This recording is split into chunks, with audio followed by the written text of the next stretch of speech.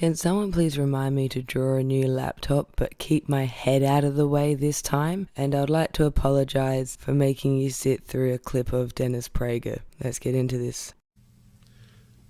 Dagger at the heart, at the throat of democracy. Yeah. But none of them had daggers. None of them had guns.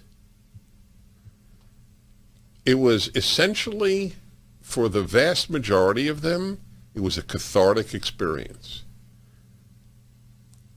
If somebody had invited me to go in, I wouldn't have gone in.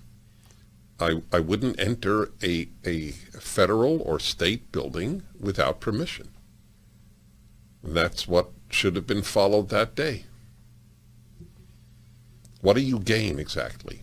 However, they had the precedent of all these leftists taking over state capitals. Remember years ago, not that long ago, when leftists took over the state capitol in Madison, Wisconsin? Was that an insurrection? Was anybody prosecuted? They stayed there for weeks, if I'm not mistaken. Look it up. State Capitol, Madison, Wisconsin. Takeover. Anything happen? Zilch. So, January 6th is a smokescreen like the Nazis used the Reichstag fire. That's all it is. Okay? Half this country knows that, half this country doesn't. And as the French say, c'est la vie, that is life.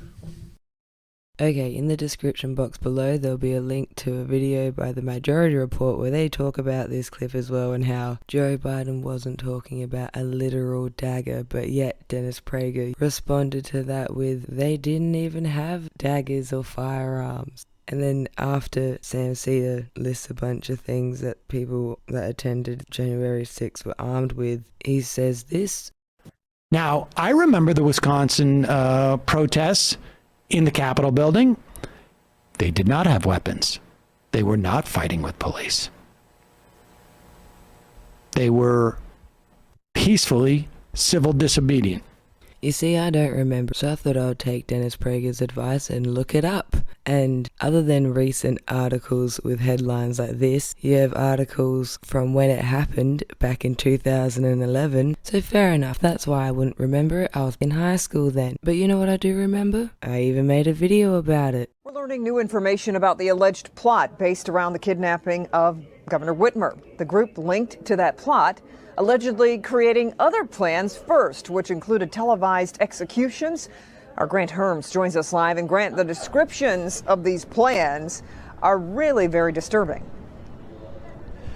Kimberly, they really are, and we already knew about the alleged planning to storm the Capitol as well as the governor's vacation home, but this is the first time that we've seen alternative plans, like you said, include public televised executions, and if they would have been carried out, they would have meant the murder of hundreds. Inside newly discovered filings, 2 new alleged plots in the ongoing case against 14 men who are allegedly planning to kidnap Governor Gretchen Whitmer. According to recent filings, members of the group had a Plan B, but it was initially Plan A, to storm the Capitol with 200 men and, quote, take hostages, execute tyrants, and have it televised.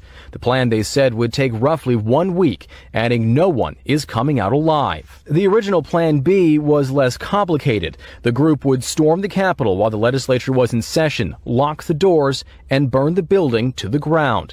One associate had allegedly attempted to take selfies to document entrances and exits at the Capitol during a rally. Lieutenant Governor Garland Gilchrist reacting to the plots today. These have been stoked for years by President Trump, by the rhetoric, by the way that he approaches people and the way that he approaches politics, give space, opportunity, and energy to people who are afraid and filled with hate and want to do damage.